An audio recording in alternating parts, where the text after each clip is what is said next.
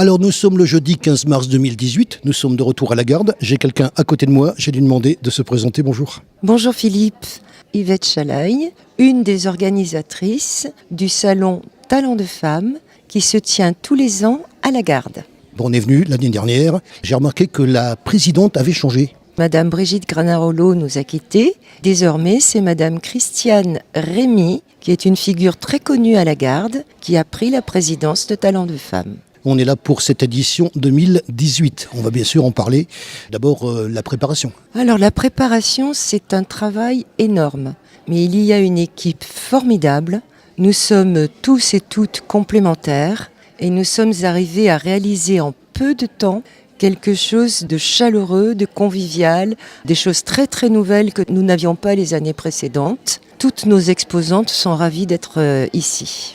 Je regarde ce qui se passe. Il y a effectivement des gens qui étaient là l'année dernière. Il y a des nouvelles. Comment ça se prépare tout ça? Le choix. Les artistes proposent leur candidature avec un dossier complet, c'est-à-dire d'une part un petit peu leur parcours et surtout des photos de ceux qu'elles pensent exposer pendant le salon. Ensuite, tout ça est collationné, mis sur un site et les membres du jury sélectionnent les artistes qu'ils veulent voir exposer cette année. Le jury change tous les ans à 3/5, il est composé de 5 personnes. 2 personnes restent les mêmes du service culturel de la ville de la Garde, une élue et la responsable du service culturel.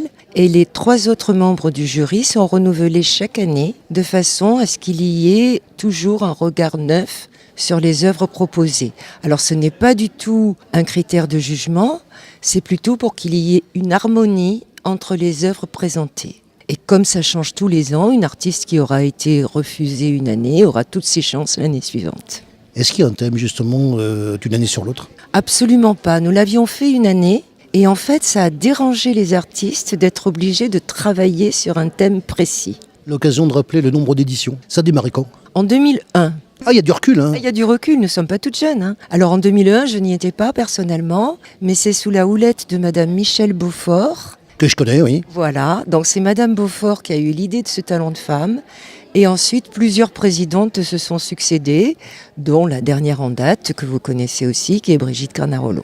Je vais quand même citer, si vous me le permettez, une association que vous connaissez. Je vais citer Vardialogue, parce que vous savez que j'ai des rapports privilégiés avec eux, et c'est vrai d'ailleurs qu'on s'est connus. Absolument, je fais d'ailleurs aussi partie de Vardialogue. Vous voyez, quand on met le doigt dans l'associatif, on sait quand ça commence, mais pas quand ça se termine. Et Vardialogue est une belle association partenaire, on va dire. Je suis ravi d'être parmi vous, rapport à la chaleur de l'accueil, rapport aussi, et vous l'avez vu, à l'investissement, parce que c'est vrai que quand on passe voir les gens, quand on passe voir les exposants, il y a de notre part une vraie curiosité, voilà, je pense que vous le savez. On va se remémorer aussi par rapport à la salle, parce qu'il y a une disposition, parce qu'il y a des choix. Combien il y a d'exposants cette année?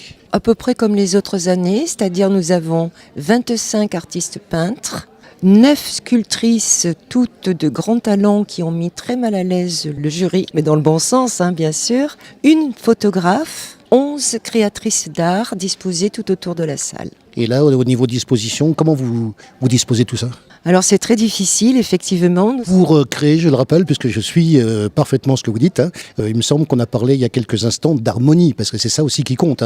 Il faut prendre les artistes, ce qu'ils font, et puis harmoniser tout ça, faire des dispositions. Je connais très bien, ça fait quand même 5 ans que je fais des salons maintenant, je pense savoir de quoi je parle. Donc comment on organise tout ça? La disposition. Alors la disposition, il faudrait nous voir le lundi matin quand on accueille les œuvres, peinture. Le lundi après-midi quand on accueille les sculptures. Et ensuite, au milieu de tout ça, nous avons une dame qui est d'un goût remarquable, qui s'appelle Simone Lagarde.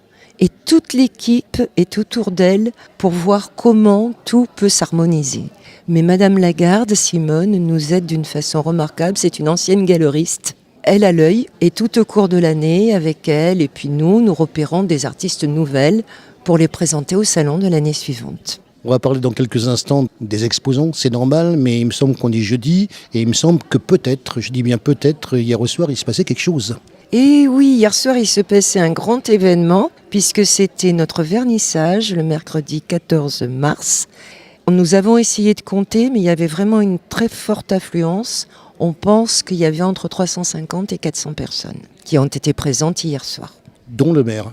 Alors le maire en lui-même n'était pas là, mais monsieur le député Jean-Louis Masson, qui était à la Chambre des députés l'après-midi, dès son arrivée par avion, est venu nous voir et il a eu la gentillesse de nous faire un discours remarquable en remerciant toutes les associations qui se donnaient bénévolement pour faire vivre la garde. Et vraiment, sa présence nous a beaucoup émus, beaucoup surprises, parce qu'il n'était pas prévu qu'il puisse venir. Il a tenu à venir nous saluer et il a été présent à un très grand moment. Et nous tenons vraiment à le remercier du fond du cœur, parce que c'est un geste qui nous a émus. Quand on arrive de l'Assemblée nationale, on n'a peut-être pas envie de se relancer dans un discours sur l'art et sur le monde associatif. Moi, je vais faire un commentaire sur ce que vous me dites qui, bien sûr, quand on entend ça, ne peut que toucher. Je partage entièrement vos sentiments, mais moi, je m'interroge quand même parce que vous me dites, oui, l'association a commencé, je crois, 2001, hein, la date que vous m'avez dit, 2001-2002. Je pense quand même que des liens ont dû se tisser puisqu'il est présent justement à tous les vernissages. Il connaît l'association, il connaît la ville.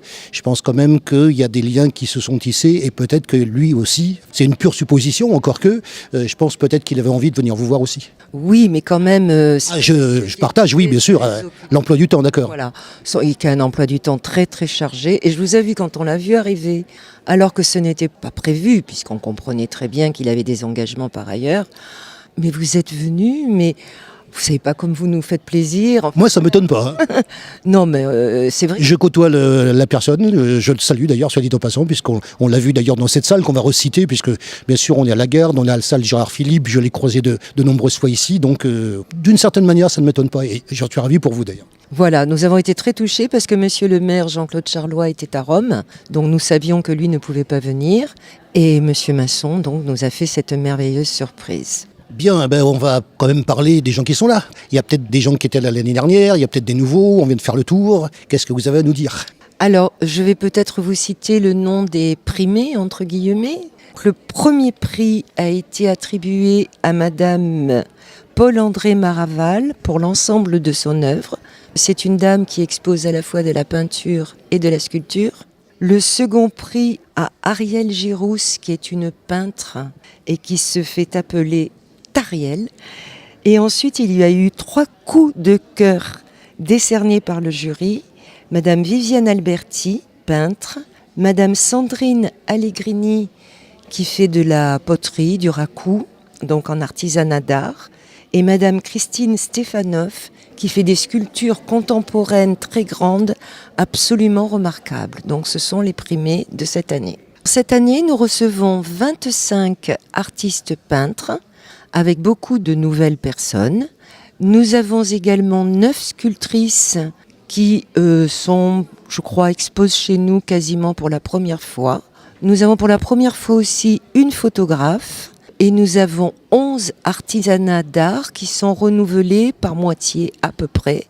Et n'oublions pas que nous avons, avec l'association Effet d'art, des auteurs, des écrivaines, comme on dit maintenant, qui sont sur un stand au sein de notre salon et qui dédicacent leurs livres régulièrement tout au long des journées. Ce salon Talents de Femmes, en fait, permet à de nombreux galeristes de venir repérer des artistes.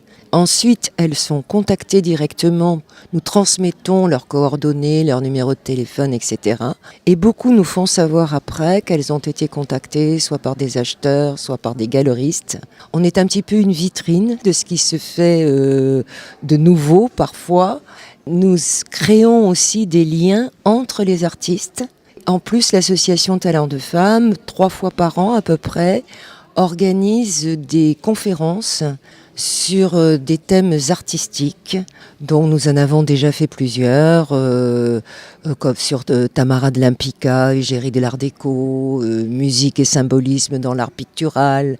Et très prochainement, le 26 avril, c'est un jeudi soir, nous allons organiser avec un psychanalyste l'objet regard, vu par un psychanalyste, effectivement, qui sera essentiellement porté sur la peinture. Et donc cet objet regard va être décortiqué par monsieur Patrick Roux.